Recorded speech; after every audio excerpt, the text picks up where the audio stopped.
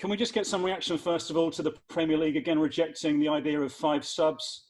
10 clubs voted against it. You can have 9 players on the bench, and the green light's been given for concussion subs. What do you make of it all? Yeah, we take it how it is. We were voting for the 5 subs because I think, I was always a friend of having more subs. Even in Germany, I was very positive for having more subs. And especially in this time now over Christmas, I think it would be helpful. To have more players on the bench is not really helpful, I think. And I feel it now when we have this intense 3 games a week schedule, then it is definitely something that could help you. You mentioned the intense schedule. I mean, is the injury situation still all good? Any injuries after Arsenal? And what are your thoughts about rotation for tomorrow? Yeah, this is the key. I mean, as you said, when you have 5 subs to do, then you can rotate easier. Now it's always thinking about how good is he, if he needs a rest from the beginning, or maybe taking 45 minutes and then. But you always, it's always difficult to go in a game with knowing that the player has not the power for 90 minutes because he feels a little bit tired. But I think, it's a decision we have to take. We have to see carefully how fit the players are, and then find the right 11. So, Ralph, Manchester City, in July, you beat them with a Shea Adams wonder goal and some great saves by your goalkeeper. How confident are you feeling about doing it again? Yeah, we very often speak about this 1 game out of 10 where you have a chance to win. So when it's about this, then we have no chance. But I think, we will play against a fantastic team, against in possession one of the best teams in the world. And I think there are different ways to play against such teams, but in the end, it's all about investing more than the opponent, and that's what we did last game. We had a good game plan, and I think, and it's a good thing, we are not playing better at that, worse than that time, because I think we developed our game since then. We were in every part of our game. We are now a better team, so I don't see any reason why we shouldn't have a chance to get something. But definitely you need a fantastic game and a fantastic day, and it's a pity that we don't have more time to prepare for the game, because for these games normally you should have a little bit more time to train on the pitch, to work on a few things and a few automatism. But we don't have. But the good thing is, on the other side, that we have played a few games now, and the team is very committed, good organized, tactically on a different level now, and it would be hopefully a good challenge for us, and we can be a very good opponent. What do you make of City at the moment? What did you think of the game against West Brom? They had so many chances, but they just can't score the way they used to. Is it just a blip, do you think? Yeah, but I mean, you see the quality of this team in every moment of the game, and to defend them around the box, you need every player. And it also will happen on the weekend that we are sometimes defending our box a little bit deeper. But we also want to play football. We also want to have the ball. We also want to stress them. And they are very good organized now. Also in the defense, don't concede a lot of goals. But we must also find the way through their lines. And it's exactly what I often say. If you want to become a better team, we need exactly these games. And we made a good progress in the past. So we need these games, and we want to learn from these games. And just finally from me, Ralph, you're welcoming fans back again. Not many Premier League clubs at the moment have got them. What kind of a difference can they make? Absolutely. It was a fantastic feeling to have them back. It was a fantastic feeling to celebrate with them. And hopefully we can give them the same results like last time, but now with celebrating. This would be fantastic for us, yes. Thank you. Good luck. Thanks a lot. Okay, we'll go to Paul at PLP. Afternoon, Ralph. Hope you're well. Hello. Before, obviously, fans were back in the Sheffield United game. They hadn't been there for a long time, and Southampton have struggled at St Mary's for a very long time. But now that they're back, are Southampton fans, do you think it's you've turned the home ground back into a fortress for them to enjoy home games a bit more these days? Yeah, you see how quick things can change in football. Yeah, and we never. Yeah, I know it was a little bit strange record we had last season, there was no really reason why it happened. We didn't play different at home. We were a little bit unlucky in some moments, but at the end it was a little bit of a coincidence that we had such a bad home record. We don't play different, and we still don't try it in the future. And I think the general quality we have is now a higher one. That's what I feel. And as long as we bring this on the pitch, when you show this in the game, we have a bigger chance for winning games against such teams. It's always difficult. I mean, if you tell me before the season that on the 13th match day, we are 4 points ahead of Man City. Okay, they have one game less. I would say you are not really right. You're stupid. So yeah, but we are at the moment. So we have done a few things right, maybe, and now we have to look for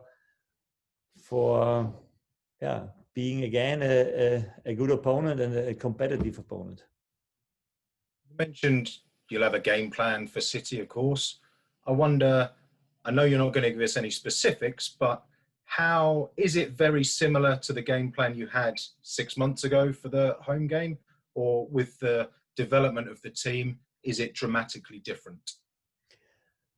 I think you're never in the right direction when you concentrate too much what you have done in the past, I think, because the game develops. They have developed. They play a little different against the ball and with the ball. We have developed our game a little bit. So it's always good to adapt on the momentary situation, what you do good in a moment and what you have to do better.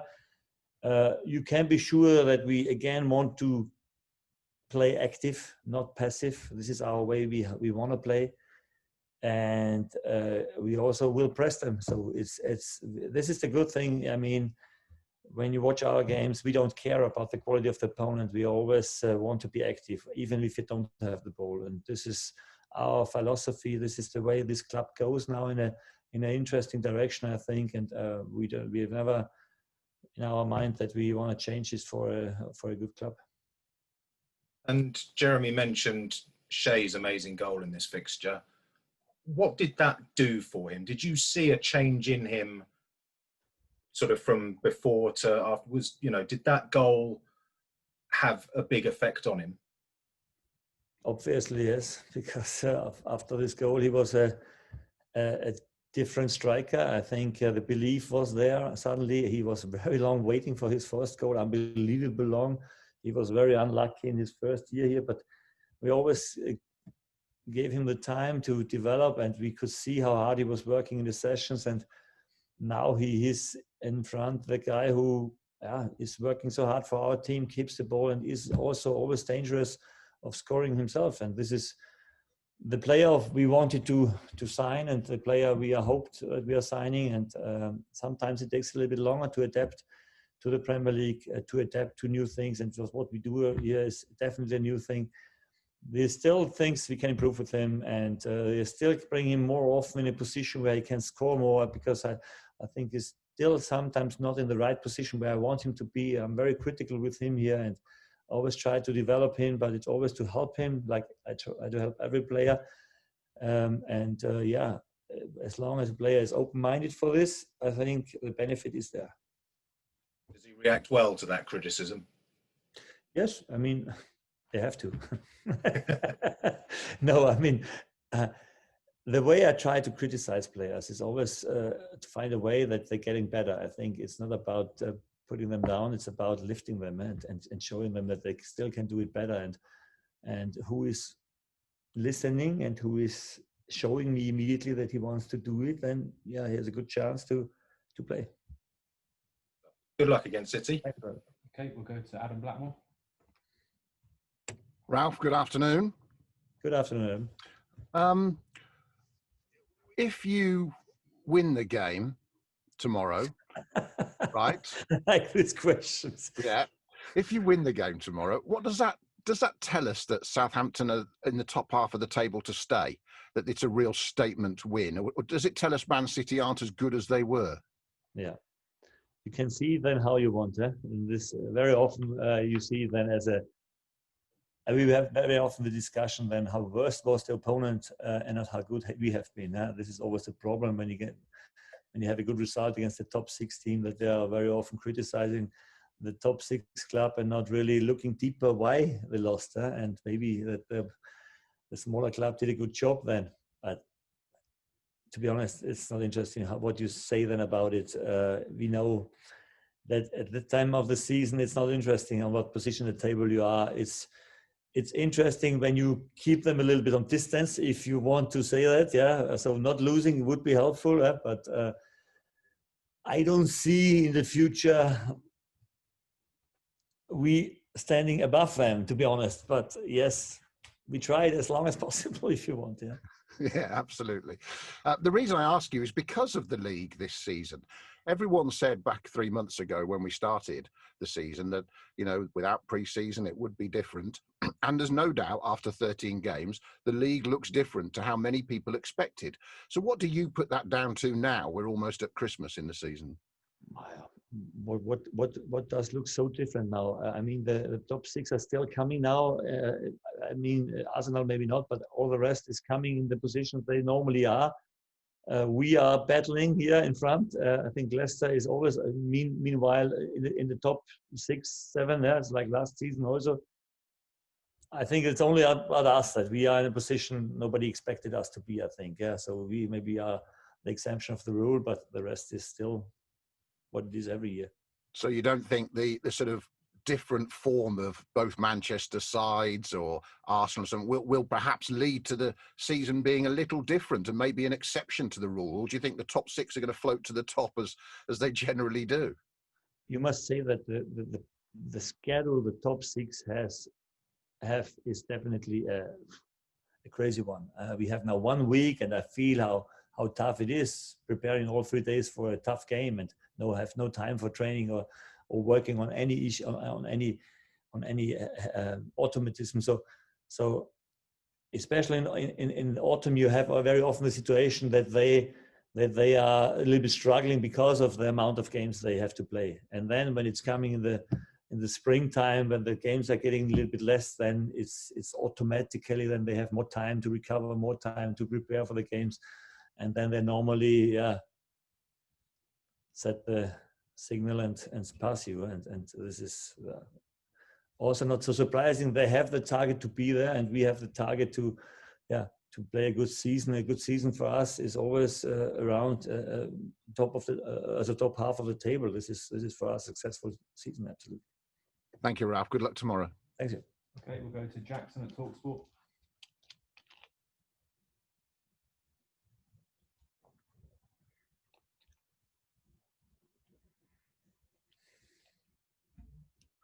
Hi, Ralph. Hello. If we just talk about the Manchester City game, obviously you beat them back in July, but you go into this one higher in the table than them. Do you and the players feel under more pressure to win this match? No, definitely not. We give ourselves the pressure that we want to make a good game, and we, as I said, want to be active and try to show us how far we are. I mean, we won the last game, but we had 33 shots on our goal, I think, or attacking actions where we could maybe concede a goal. So this we can definitely do better, and we need also possession sometimes calmer than we have been at that time. They will press in a shape that is a little new, and I think we have a massive challenge, but we need these challenges, and we are looking forward to do a good job there because it's possible for us. Mm-hmm. And the development of your team has been talked about, and I feel since you played them in July, the team has developed a lot. Is your sort of project with Southampton ahead of schedule? Yeah, at the moment, definitely, because we're in a position we didn't expect to be in the table. If you want to take this as a statement, how good you have worked, yes, you can take it. It's more important for me, and you speak about this last game against Man City. This was definitely an important game for us because we have shown that we can also win against such a team and take points against such a team, play more football against such a team. And this was a brave decision to do it at that time. But now we have learned a lot since then, and that makes us let us become a better team. Mm-hmm. And yeah, if we talk Theo Walcott, I thought he played very, very well against Arsenal midweek. He seems to have settled in very well since coming back to the club. Has this surprised you with how sort of quickly he's managed to do that? I think it was important for him that he gets immediately the trust that he maybe didn't get in his last club anymore. And this was for a player who was coming here in a physical fit situation. I think this is important. Then you immediately get the chance to show up, to play. And the effort he puts in every game is amazing, and is the basic of delivering what we demand. And I think this is good to see.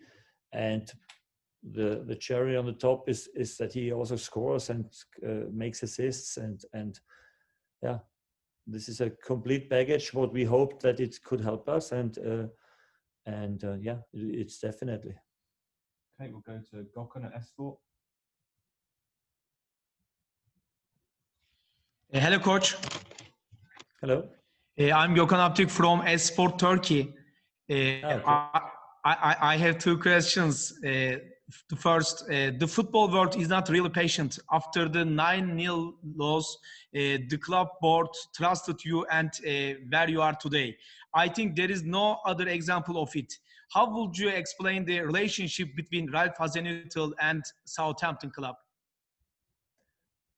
Obviously a very good one. And in football life, or in the whole life, I have made the experience that brave decisions very often bring you more the success. And it was maybe a brave decision for Martin, maybe not, because you have seen how we are still working here, and the issues we had with this club was a long-term issue before, but it takes longer to turn it around, maybe also the mentality of the club. And it takes brave decisions from the manager to throw things overboard and trust new things when you see that it doesn't work. And as I said, brave decisions feel right, or more right, in this experience I have made. And you can see that from this situation we were going through together, there was developing a relationship that I haven't seen so far in football, to be honest, and what makes me this job so enjoyable. Mr. Ralph, my second question, avoiding relegation, contenting in the European Cups, or another target entirely. What kind of plan you have in mind for the club target?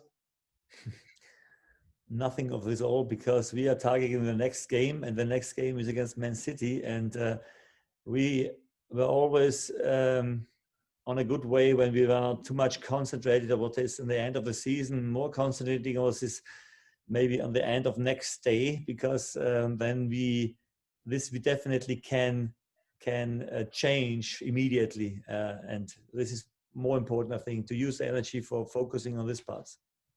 Good luck for City game. Thanks a lot. Thank you. Thank you. Okay, Bye-bye. we will move to the section embargoed for 10:30 this evening. We'll start with Jim from PA.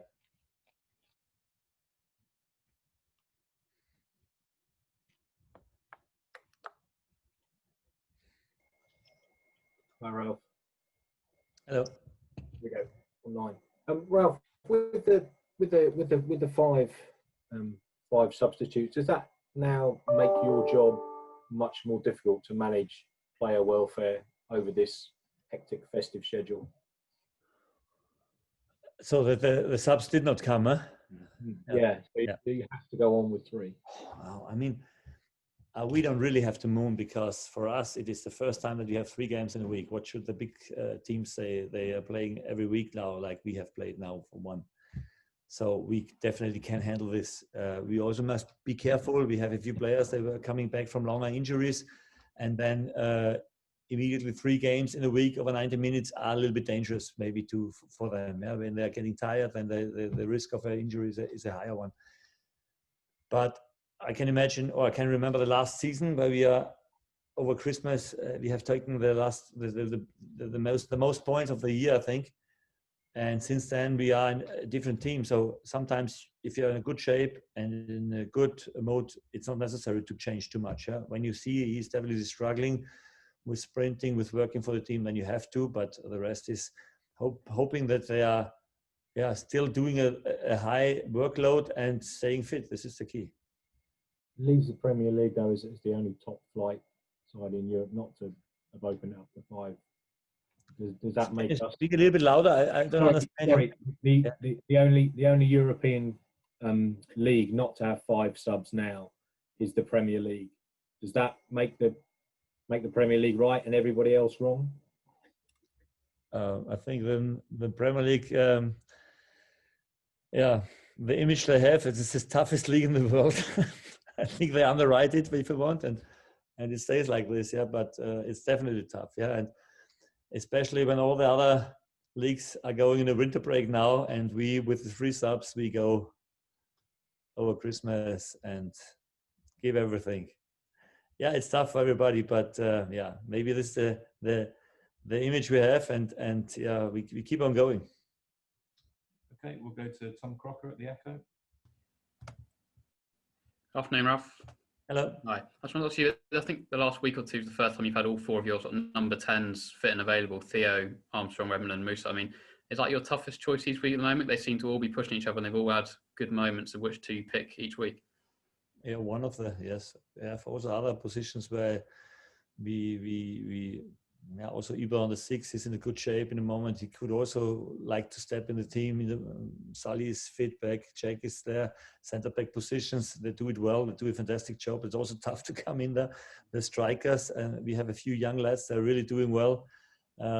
Should have a chance to show up now. Why not against Man City once? So yeah, we have a few situations, a few duels. They are definitely tough. But as I always say, when it's a successful team, it's not so easy to step in, but the chance will come sometimes sooner than you think. In terms of those 4 number 10s, that you can see they all know what their job is and they fit the system really well, but is it nice that they all seem to have pretty different qualities as well, depending on who you're playing against? Yeah, definitely. This can help us. And in the last game in the end, when you have Reddy and Musa suddenly in, it gives you a different quality then. And this is definitely something that makes you more flexible, and we need every player. This is right, yeah. Okay, go to Tom Leach at Hampshire Live. Hello, Ralph. You okay? Yeah, thank you. Hello. Can we start with Theo Walcott, please? He's spoken a lot about a lift in fitness under you, probably to a level that we've not seen him at for quite a few years. He loves Southampton. I'm sure you can see where I'm going with this. He clearly enjoys playing here and he feels the trust from you. So I suppose the question for you, Ralph, is would you like to see him stay at Southampton beyond the end of the season? I'm very happy that he's comfortable here now and likes it to play with us, and there's no reason why we shouldn't think about keeping him longer here. Yeah? This is always the same thing with older players. You must see how fit they are. You must see how much they can run, how professional they are, and when you take these parameters for him, then he's on every parameter on a very, very nearly the highest level. Very professional, very fit. Likes to run, likes to work for the team, and it's definitely a big benefit for the team. But let us at first go through the season and give him the chance to show up, give him the chance to play consistently on this level, and then there's no reason why we shouldn't keep him longer with us. Can I ask one more too about Ibrahima Diallo? Romeu is obviously 1 yellow card away from a suspension now. And he's got a lot of games to kind of fight off that yellow card. From what you've seen from Diallo so far this season, do you feel he's shown you enough to prove to you that he can comfortably step into Romeu's role for when he's needed? To Ori's or Browse's role when we needed him is definitely a player that can give us this immediately.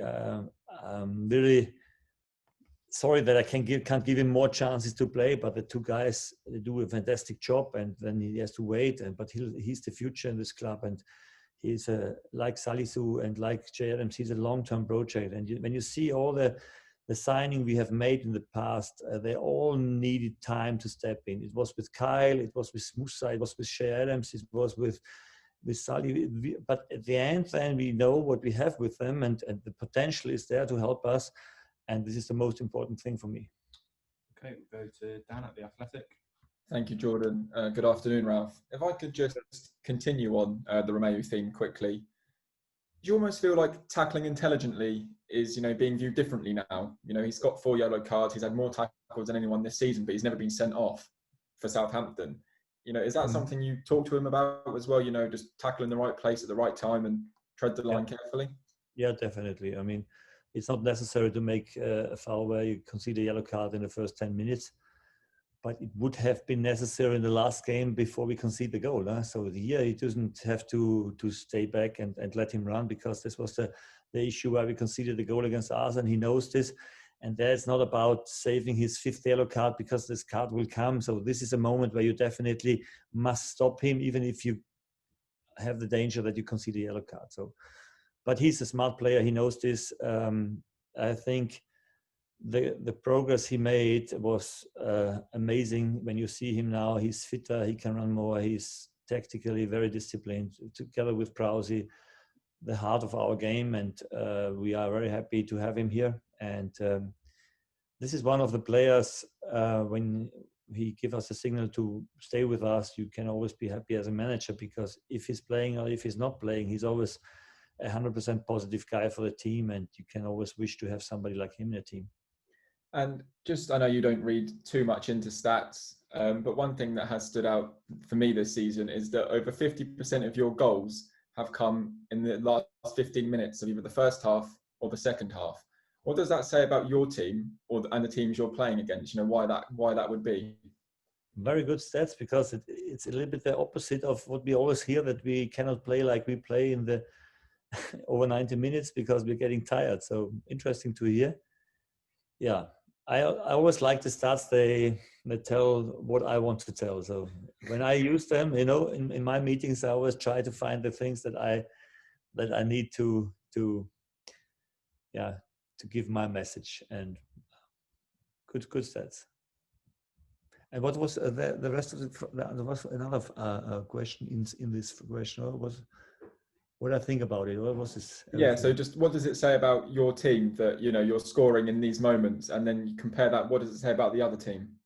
Yeah, I mean, it's for us, the scoring, and the moment you see that it is not really taking a lot of problems for us to score. It was more problem always to defend until the last minute, like we used to.